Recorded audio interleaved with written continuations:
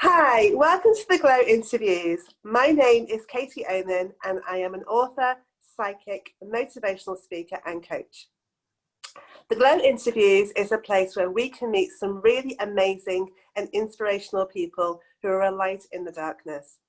I know that through talking to them, we will all be left feeling empowered, inspired and hopeful of a brighter tomorrow. All of the contact details for both myself and my guests are in the description box below, so do feel free to check either of us out if you want to. Today's guest is Vix Maxwell, also known as the New Age Hipster. She is a beautiful soul who offers spiritual support for all light workers, empaths, starseeds and spiritual seekers. She does this through offering readings, mentoring sessions, online courses and two amazing groups, the Circle for Spiritual Development and the Fully Lit Business Coven for support with spiritual businesses. She's also the author of the amazing new book, Witch Please, Empowerment and Enlightenment for the Modern Mystic. An incredibly inspirational soul. I am truly blessed to chat with her today and I thank her for being here. So, Vix, how are you doing, darling? Hi, I'm doing well and thanks so much for inviting me. It's an honor to be here. It's always quite weird to hear your bio read back to you, isn't it? It is, isn't it? I don't. You always sit there, sort of listening and going, "Oh, did I do that? Oh, that's cool. Yeah, that sounds good." Definitely. So, obviously, a first question out the bat, we have to talk about it because we can't get away from it right now. 2020 has been an unbelievably crazy year for all of us. So, how's it been for you? And have you been able to find any blessings in these crazy times? That's such a great question because it has been tough, hasn't it? Yeah. And it, I was just thinking the other day, like, where we were at in January and everybody was sitting down and doing their planning and doing their vision boards for the year ahead. And yeah, like it didn't go to plan, did it, for most of us? No, I had some pretty big plans that fell through because of, everything that's going on. And, the thing that has kind of kept me grounded is, and I'm sure it's the same for you and many people listening as well, is my spiritual practice, showing up for that every day, grounding my energy, because it's so easy at this time to just go, out of your chakras, out of your body, and to just be in that space of like, everything's fine. Like, I'm just gonna hang out with my guides and angels and, don't worry about what's going on down there. So I'll be working on a lot of grounding and also kind of focusing on other things like getting fit and eating better and all of these things that, I didn't have time for before. And now it's like, wow, I suddenly have more time. So, but it has been, and a lot of self-compassion, a lot of self-love, self-care, all of that stuff that we often, for the last few years, everyone's been talking about these things like, oh, self-love, self-care. And we're like, oh, I better run myself a bath. And now it's like, okay, now we really have to draw on those practices. And because I know for a lot of people, just getting out of bed right now is difficult. So it's all about the self-compassion, I think, for so many of us right now. Definitely. I think the thing it's given me is like a deeper connection to my own body and my own energy, so that if before I was kind of very on that treadmill and I would push and push and push. Now, if my body's telling me you need to stop because you're exhausted, and I'm like, okay, I'm listening more now. It's still not always easy, but I do find that I'm more connected to that now, So this essay has not been easy, but I mean, what's your take on the whole thing? Why do you feel, from a higher perspective, that this is happening now? It's a bit of a big question. I've thought about that a lot. And I have tuned into it a lot, and I've tried to, I've pulled cards on it and I've meditated on it. And what I've kind of come up with for myself anyway, and I think the problem with trying to find the spiritual reason for these things happening is that we're all just kind of tuning into, well, what do you think it's happening? Why do you think this is happening for you, and we're all looking at it through our own perspective. So Yeah. for people who are kind of like, well, the worst thing that's going on for you is that you have to work from home, but you're still getting paid and, you know, things are still fine. It's easy to find like one sort of, you know, oh, everything's happening for a reason. And then if you're somebody who is working in a hospital, or somebody who has lost people, you know, I know people who have lost handfuls of people in their life for this. Yeah. I think that, you know, you may be coming up with some different sort of things when you're tuning into, you know, what is this, why is this happening? Yeah. And my answer that I've found for myself is simply that I don't know. I don't know why it's happening, but I do know that the best thing I can do right now is to keep focusing on my work, keep focusing on my own lane, and keep focusing on my light work. And I think, you know, if we're in a position where we're able to do that, I think that that's a good place to kind of put your energy, rather than like, let's go into all the conspiracy theories and let's like put all our energy into that and get online and get into these crazy conversations and heated debates with people. It's like, I've just stepped back from all of that, and I'm like, I don't know what's happening. I don't know why it's happening, but I'm just going to try and do, you know, stay on the path, stay on track, create things that I know can help people and support people at this time. Definitely. I think our job is to hold the light, you know. We're here to do that. And so it's very easy now to fall into fear, like you say, and to get caught up in that. But it kind of takes away from yourself. It kind of like misaligns you. So I think you say holding the light is kind of the key thing right now. I totally agree with that. Some days it's easier than others though, right? Yes, yeah, exactly. And that's where the self-compassion comes in, when you have a day where you're like, I dropped the light today. So that's okay. Yeah, some days I'm like, if I can find the light, where's it going? Yeah, exactly. Bless you. So as I said in your bio, your focus is to support many different spiritual beings here, spiritual seekers, in lots of different ways. So what drew you, what led you to this work that you do? It was kind of an accident, to be honest. I got back on my spiritual journey in about 2012, which I know is a big time for everybody, kind of coming back to their spiritual paths. Before that, I'd been a bit of a dabbler. I had, like, in the 90s, I got really into witchcraft and Wicca. I was really into that for a while, and then I joined the church for a bit. So I've always been a seeker, and I've always been spiritual in some form. And then, around 2012, I, pulled my tarot deck out of the drawer, and I was like, I'm going to actually learn how to read this now. Because I, pulled the cards out so many times over the years, and was able to kind of do a reading for myself, but it wasn't, anything like what I can do now. I just kind of got back on the path for me, really, because I needed it, which I think is, so many of us have that story, don't we, where we get on our spiritual path because we're feeling a bit lost or confused, or we're feeling like there's got to be more to life than this. So that's kind of how it started. And then I started to just blog about my own personal journey, things that I'd been discovering, things that I'd been working with, things I'd been doing with the tarot. And then people started to read my blog, which was really exciting. And then, just kind of had this nudge to maybe just do a few readings for people and just see, how that would go. So I started doing readings for free at first, just in exchange for feedback, because I didn't know if I was any good at reading cards. So I did a bunch of readings for free. And people liked them. So I was like, oh, maybe I could, charge 20 quid for a reading and do that instead of having to go to my job, which is sucking the life out of me. And then, it just kind of evolved from there. That's the story in a nutshell, really.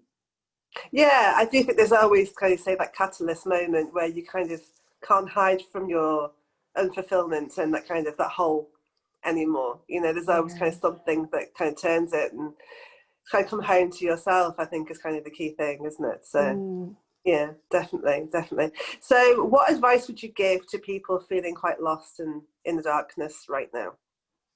I think one of the things that has helped me the most is, really just to connect with yourself and to tune in to what's going on with you at this time. Because I think, you know, it's so easy to be feeling a little bit lost and confused and, you know, like, oh gosh, we've got another lockdown and we're not going to be able to go out and, you know, get caught up in all of that stuff. And sometimes I think, I know this has been, you know, my story in the past, where I've got myself into a place where I'm just kind of numbing out, and it's like, oh, let's have a, you know, glass of wine every night before, like, you know, come home from work, have a glass of wine. And then, you know, you're just watching TV all the time, and you're not really taking that time to just stop and ask yourself, how am I actually feeling? Like, what's really going on for me right now? And I think what's happening for a lot of people too is that we are getting so caught up in the collective energy, because collectively everybody's freaking out. Like, if you tune into the collective, it's just like, you know, it's unreal. Like, it's what's pretty going full on right now. Yeah. Right. Yeah. And so, you know, it's one of my favorite things to talk about, and I bang on about this, you know, forever. And I've been talking about this for years, but energy protection has been like such a game changer for me. And I think for those of us who are really sensitive and we do resonate as being empaths, like right now, we need to be able to work out, you know, where does my energy begin? Where do my thoughts and feelings begin and end? And where am I just picking up on the collective or my friends or my family or everybody else who's kind of struggling right now? So when you get yourself into your own, you know, your own protective bubble and your own space, you can start to realize, oh, this is how I really feel about this. And, you know, this is how those people feel about this. And, you know, I find that can be, it's such a simple thing that, you know, I think it's the awareness and starting to kind of look at yourself and say, okay, what's really going on for me right now? How do I really feel about this? Is this really how I feel, or is this how I'm being kind of programmed to feel because everyone around me kind of feels that way? Definitely, especially when you're surrounded by people who don't necessarily agree with you and your point of view and your take on it. That's quite hard, I think, because to go your own way and to say, well, I respect your view, but that doesn't necessarily mean it's my view. You know, it's hard because everybody has an opinion at the moment, don't they? Yes, absolutely. Everybody's quite fixed on that opinion, so it's quite hard, but you have to, like you say, tune into how you're feeling and what you think. I think it's really important. Definitely. So what do you wish that you had known at the start of your journey that you know now? There are so many things. There are so many things. So when I started my business, I didn't know anything about running a business. I knew absolutely nothing. You know, you see all of these amazing stories about people who worked in corporate jobs and they were in marketing or they were in some kind of like business role, and then they were like, I'm going to take what I know and use it in my spiritual work. And I think that's amazing if you can do that. Like, that's incredible. But for me, I was a teacher before I did this. So, you know, I came to this spiritual work with a bag of tricks that was basically how to stand up in front of a classroom full of like 30, 15-year-olds and get their attention.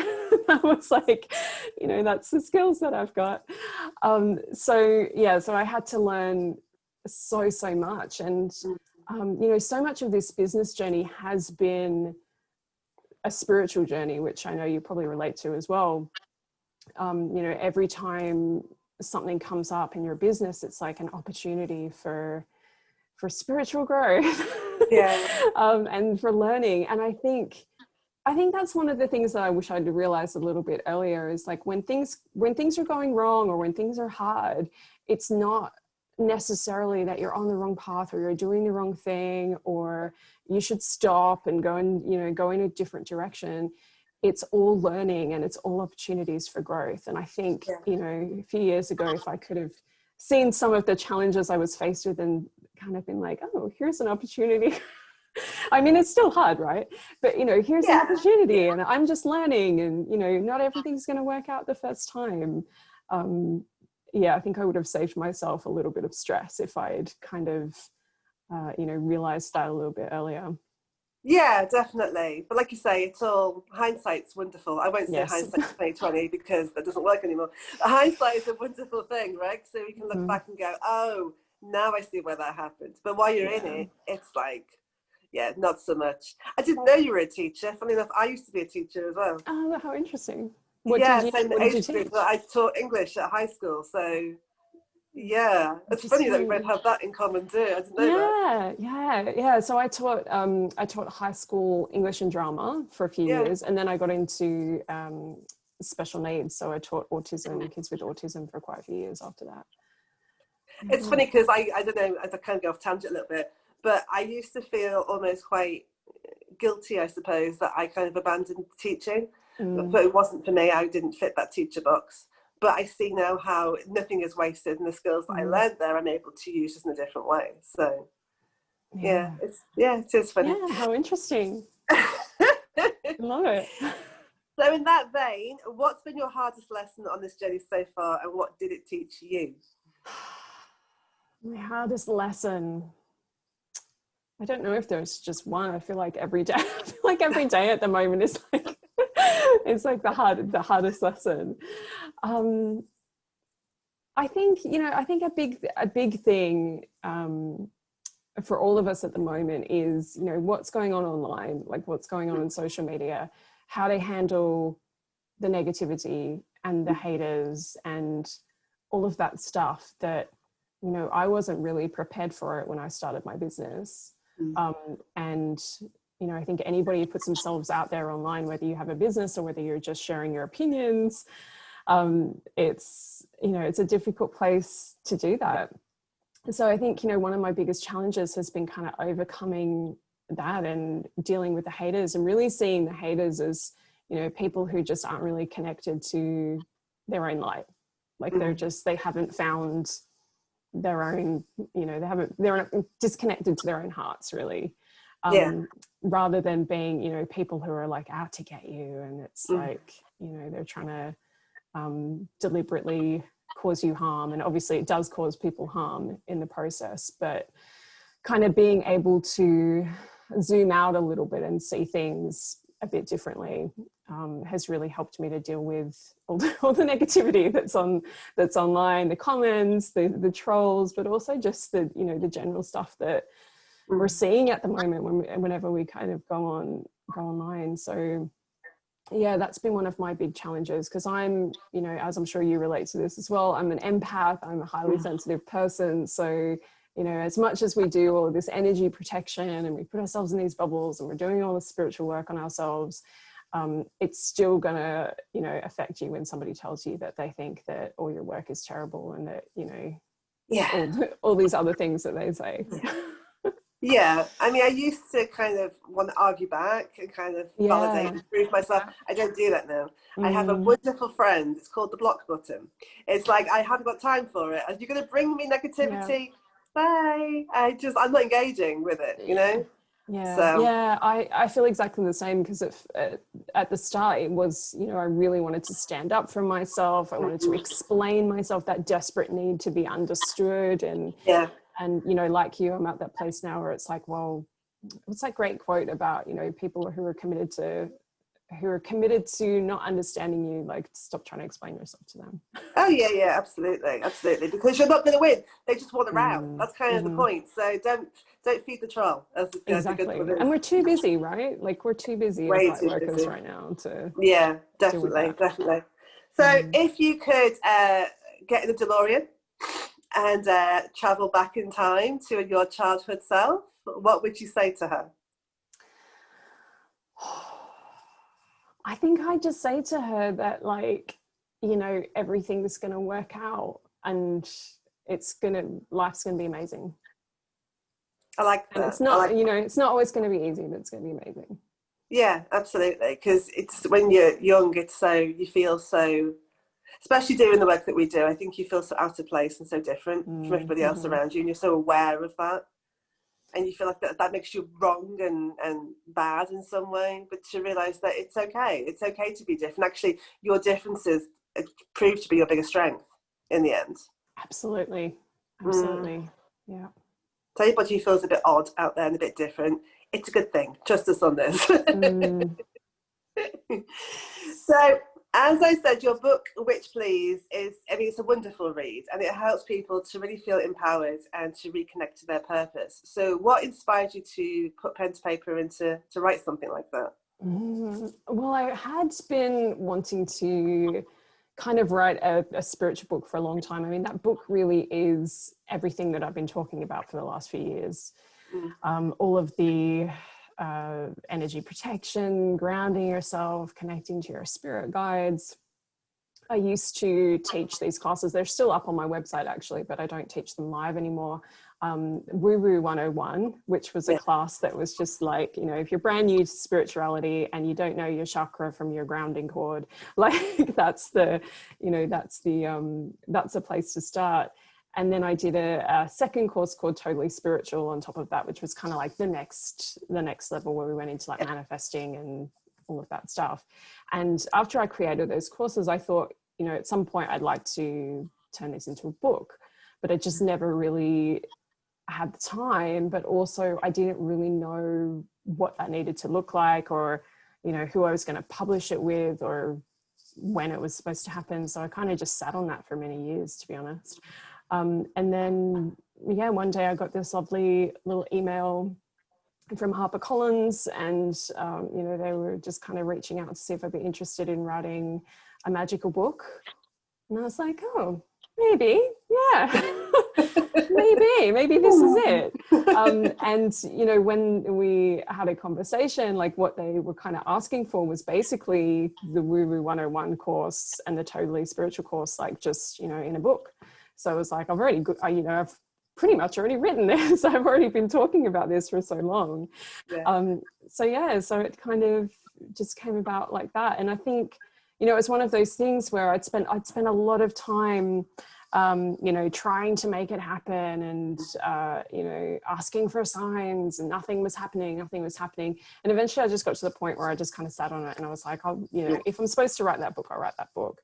And and then, you know, along comes the email that's like, do you want to write this book? And it's like, oh, okay, now it's the time. So yeah, you know, I think that's a really good kind of message too for anybody who's been trying to manifest something and it's not happening. And it's like, sometimes it's just not the right time. Like, I think it was probably 4 years between, you know, when I first taught that class to, you know, the book coming out. So it's quite a long time, but I don't think it was, you know, it wasn't supposed to be any earlier than that. No, absolutely. You know, as an author myself, I know how that feels. And sometimes it can be, you can get quite impatient with yourself in the whole process and wanting to kind of run before you can walk, but you have to trust it, the unfolding of the journey, I think. So how does it feel now as that it's kind of out there and it's doing its wonderful thing? Because obviously I know how the book baby thing, how does it feel to have it out there? Yeah, it feels a little bit strange. I think, you know, because we're in some sort of lockdown here in the UK at the moment, I haven't been out that much, and our local Waterstones doesn't stock it, but I know that it's stocked in, like, you know, a few other shops around the UK, but I haven't even like gone into a shop to see it on the shelf yet. So it kind of feels like it's not really real. It's like, I just see these odd little pictures on Instagram pop up and someone's like, I got your book. And it's like, oh, cool. Okay, great. And it's like, and then, you know, they say, yeah, it's great. And it's like, okay, thanks. And emojis back and forth. And then, you know, I go back to my day. So it kind of just feels like, yeah, I mean, it's pretty amazing. You know, I'm unpacking the box and opening it for the first time and holding it in my hands and being like, I wrote a book. This is so cool. But yeah, I mean, it's that that manifestation part, isn't it? It's like with anything that you have been wanting to create or put out into the world or achieve or, you know, see happen, and then it happens and you almost don't really know what to do, because it's like, oh. Like, because you've put so much time and energy into this one thing, and you've crafted it, and you spent hours editing and moving things and talking about, you know, synopsis and blurbs and IBS and all this stuff. And then suddenly it's out there, and it's like all that time and energy that you spend doing it is now like What do I do now? What am I going to do? The next book. I saw Gabby Bernstein speak in London like many years ago, and it was one thing that really stuck with me. And somebody in the audience had asked her, you know, what do you do when you finish a book? Like, how do you celebrate? Like, you know, what do you do? And she was just like, I start the next book. It's like, yeah. And then she, you know, later went on to say, this isn't good, and what I should be doing is, you know, celebrating it and like really, you know, looking at my achievements and appreciating myself and taking a break. But yeah, it is. I know. I mean, it's like if you feel drawn to this, it's kind of hard not to, you know. Yeah, I know. I get that. So in that vein, what is next for you on your journey? What are you looking at next? Well, I'm working on a secret project right now that I can't tell anybody about yet, but hopefully I'll be able to speak about that. So I hate like not being able to talk about things. But yeah, hopefully I can talk about that soon. But the other thing that I'm working on is another fiction book. So something that I'm kind of setting my, aiming my bow towards at the moment is doing a bit more fiction. She also has it Class of 1983, where she read the book, wasn't it? Yeah. So Class of 1983, Summer of 1984, and now writing the third and what I think is going to be the final book in that series. So, yeah. Well, there you go. I look forward to reading that one too, definitely. So just a couple more questions for you, my darling. Who inspires you, or what inspires you to be your best self every day? You know, it's I think it's just the community. It's the people who, you know, the people who I show up for and they show up for me. And it's really an amazing thing to, you know, as much as social media has its faults, it's really kind of wonderful to be able to connect with complete strangers on there and just, you know, have that thing in common. I wrote a blog post a few years ago now about being a Christian witch. Yeah. And, you know, people had there was a mixed reaction to that, which I knew was going to happen because, you know, you call yourself a Christian witch and you put it on the internet. What do you think is going to happen? But, you know, every now and then I get an email from somebody. It's not even, you know, it's like once a week or once a fortnight, I get an email from someone saying, thank you for writing that post. I thought I was the only person in the whole world that felt like that.